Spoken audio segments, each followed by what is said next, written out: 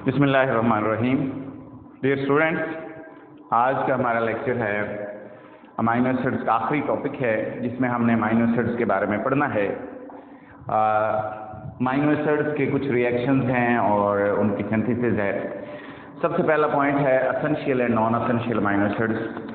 Essential amino acids और non essential पढ़ने से पहले ज़रा बात सुन लें, समझ लें कि अमाइनो एसिड्स जो होते हैं वो बॉडी को रिक्वायर होते हैं। वो 20 अमाइनो एसिड्स या 20 डिफरेंट अमाइनो एसिड्स हैं, उनकी बॉडी को ज़रूरत होती है। मुख्तलिफ 20 अमाइनो एसिड्स हैं जिनको ही बॉडी को ज़रूरत होती है।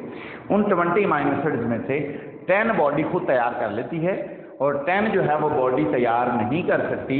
फिर अल्टीमेटली जो है हम एक्सटर्नल सोर्स इस्तेमाल करते हैं, हम फ्राम एक्सटर्नल सोर्स डाइट इस शक्ल में जो है हम इस्तेमाल करते हैं। एनीहो, जब हम when we talk about essential non essential amino acids, तो एसेंशियल अमाइनो एसिड्स वो अमाइनो एसिड्स होते हैं जो हमें बाहर से प्रोवाइड करने पड़ते हैं, जो बॉडी खुद तैयार नहीं कर सकती। और जो बॉडी खुद तैयार कर लेती है उन 20 में से 10 अमाइनो एसिड बॉडी खुद तैयार कर लेती है, और जो बॉडी खुद तैयार कर लेती है उनको हम नॉन एसेंशियल अमाइनो एसिड्स कहते हैं।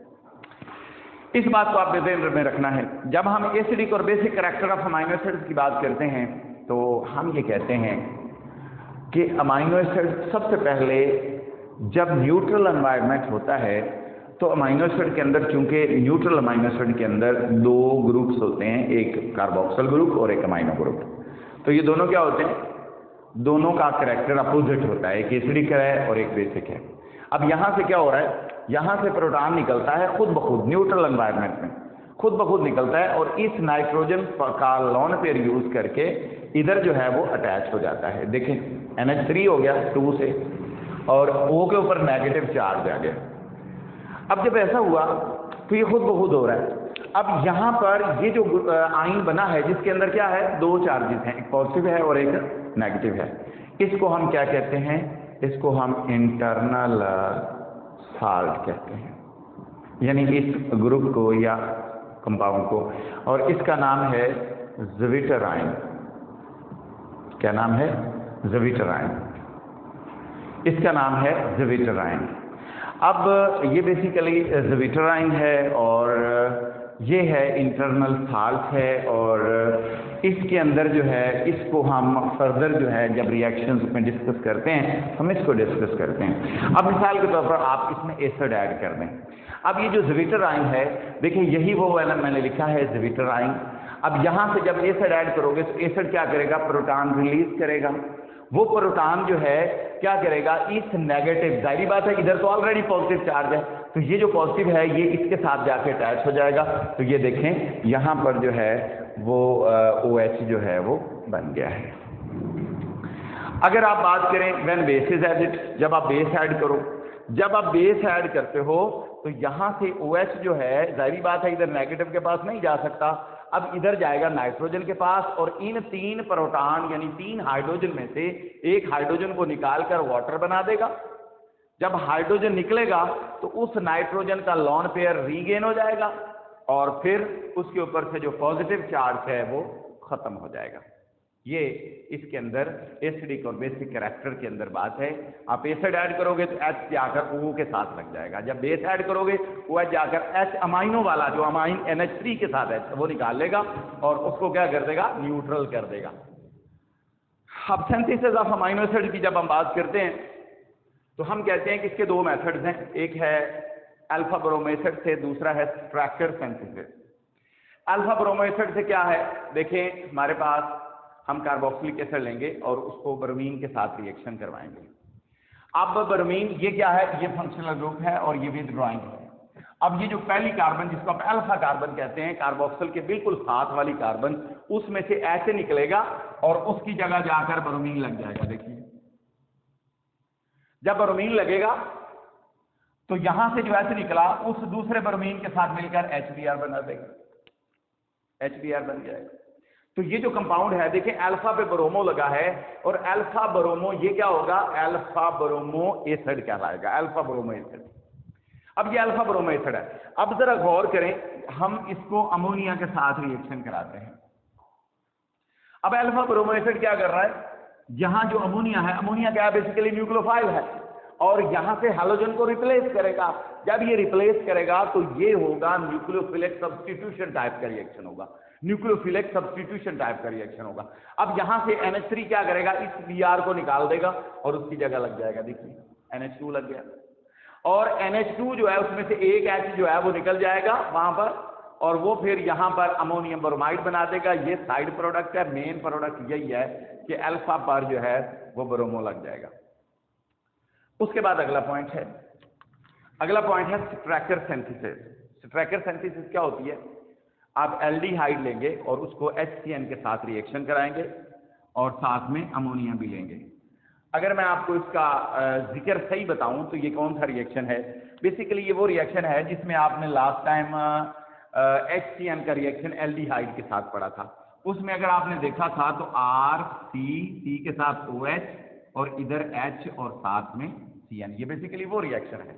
लेकिन अब साथ में इस तरह का एनवायरनमेंट है कि इस OH की जगह पर OH नहीं लगा, क्योंकि साथ आप अमाइनो यूज कर रहे हैं, अमोनिया यूज कर रहे हैं, तो ये NH2 बना है।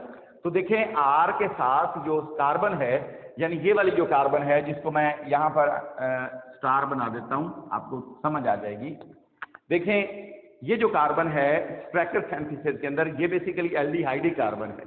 एल्डिहाइडिक कार्बन के ऊपर क्या हो रहा है, NH2 लग रहा है और एक क्या लग रहा है, CN, यानी एक यहां से CN लग रहा है और एक यहां से NH2 लग रहा है। तो देखें ये ऑक्सीजन निकल जाएगी, तो यहां पर इस कार्बन के साथ क्या लग रहा है, NH2, और साथ क्या लग रहा है, CN। तो ये यहां तक हो गया। आगे हम साइनाइड की हाइड्रोलिसिस करते हैं। जब हम साइनाइड की हाइड्रोलिसिस करते हैं तो ये जो साइनाइड है, this would convert into carboxyl group. अब कार्बोक्सिल में ये कैसे कन्वर्ट होगा, देखिए जरा तवज्जो करें।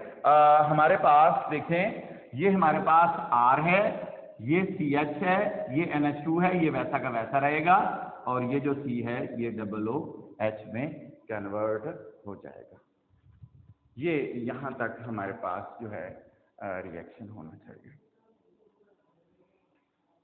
Reaction of amino acid, reaction of amino acid जो है वो क्या है, बेसिकली हम उनको भी डिस्कस कर लेते हैं। जैसे अभी हमने सिंथेसिस पढ़ी है, तो ये हमारे पास अमाइनो एसिड बन जाएगा, प्लस यहाँ से नाइट्रोजन गैस जो है वो रिलीज हो जाएगी और वाटर बन जाएगा। तो वो एक मतलब नेचुरल है कि उसमें से निकलेगा जी। अब रिएक्शंस ऑफ अमाइनो एसिड्स हैं। पहला रिएक्शन है एस्टेरिफिकेशन। अब आपको पता है इसमें कार्बोक्सिल है, इसको जब आप अल्कोहल के साथ रिएक्शन करवाएंगे तो यहाँ से आपको पता है अल्कोहल से क्या निकलेगा, H, और यहाँ से क्या निकलेगा, OH। तो ये क्या बन जाएगा, वाटर, जैसे पहले आप लोगों ने पढ़ा है। और ये जो है, ये वाला जो हिस्सा है, इसको मैं रेड से सर्कुलेट कर दूं, ये वाला, और ये आकर इस जगह पर लग जाएगा। तो ये देखें OR- और ये R-, तो ये बेसिकली क्या बन गया, एक टाइप का एस्टर बन गया। It is a type of ester, ठीक है जी। Reaction with nitrous acid, reaction with nitrous acid. अब रिएक्शन विद नाइट्रस एसिड कैसे है, मतलब हमने उसको कैसे देखना है, उसके ऊपर कैसे गौर फिक्र करना है, वो हम उसके ऊपर जो है वो देख लेते हैं। रिएक्शन विद नाइट्रस एसिड, ठीक है जी, reaction with nitrous acid. NaNO2/HCl, NaNO2/HCl, ये क्या है, सोडियम नाइट्राइट है और HCl है। इन दोनों से रिएक्शन करने से क्या बनेगा, HNO2। अच्छा, अब जरा तवज्जो करें, NaNO2/HCl, ये इससे क्या बना, HNO2। HNO2 क्या करता है, HNO2 जो है ये जो अमाइनो ग्रुप लगा हुआ है इसको OH में कन्वर्ट कर देता है। तो इससे क्या बन गया, इससे बन गया alpha hydroxy acid, alpha hydroxy acid बन गया। तो ये अल्फा पे OH लग गया और अल्फा हाइड्रोक्सी एसिड बन गया। तो ये है बेसिकली एस्टेरिफिकेशन के बाद अगला रिएक्शन कि आपने अगर अल्फा पोजीशन पे OH लगाना है तो नाइट एमाइनो को जो है इसका रिएक्शन करवा दे HNO2 के साथ, जिसको आप नाइट्रस एसिड कहते हैं। और वो कैसे बनता है? सोडियम नाइट्राइट और HCl के रिएक्शन से बनता है, और ये बड़ा अनस्टेबल है, इसलिए हम ये नहीं ले सकते। हम क्या लेते हैं? सोडियम नाइट्राइट और HCl का मिक्सचर लेते हैं। आगे हमारे पास मेनहाइड्रन। मेनहाइड्रन टेस्ट क्या होता है? बेसिकली ये वो टेस्ट है जो क्रोमेटोग्राफी में अमाइनो एसिड को डिटेक्ट करने के लिए यूज होते हैं। अब इसके बारे में जरा डिटेल सुन लें। जब हम पेपर क्रोमेटोग्राफी पे स्पॉटिंग चेक कर रहे होते हैं, मतलब उनकी RF वैल्यू फाइंड करते हैं, हमारे पास आपको पता होगा फर्स्ट ईयर में आप लोगों ने पढ़ा है कि हमारे पास एक पेपर होता है, पेपर के ऊपर हमारे पास स्पॉट बने होते हैं, कलर्ड स्पॉट होते हैं, वहां से हम क्या करते हैं? RF वैल्यू फाइंड करते हैं, उनका फासला मालूम करके, ठीक है जी। अब जब हम मेनहाइड्रन टेस्ट की बात करते हैं तो याद रख लें हमारे पास अमाइनो एसिड्स का पेपर क्रोमेटोग्राफी हो या थिन लेयर क्रोमेटोग्राफी हो, अमाइनो एसिड के स्पॉट क्लियर नहीं बनते, कलर्ड नहीं होते, कलरलेस स्पॉट्स बनते हैं। अब कलरलेस स्पॉट्स जब बनते हैं तो हमें वो स्पॉट नजर नहीं आते। फिर हम क्या करते हैं? हमारे पास मेनहाइड्रन का सोल्यूशन होता है, ये एक ऑर्गेनिक लिक्विड होता है, इसका हमारे पास स्प्रे होती है, वो हम स्प्रे करते हैं उसके पेपर के ऊपर।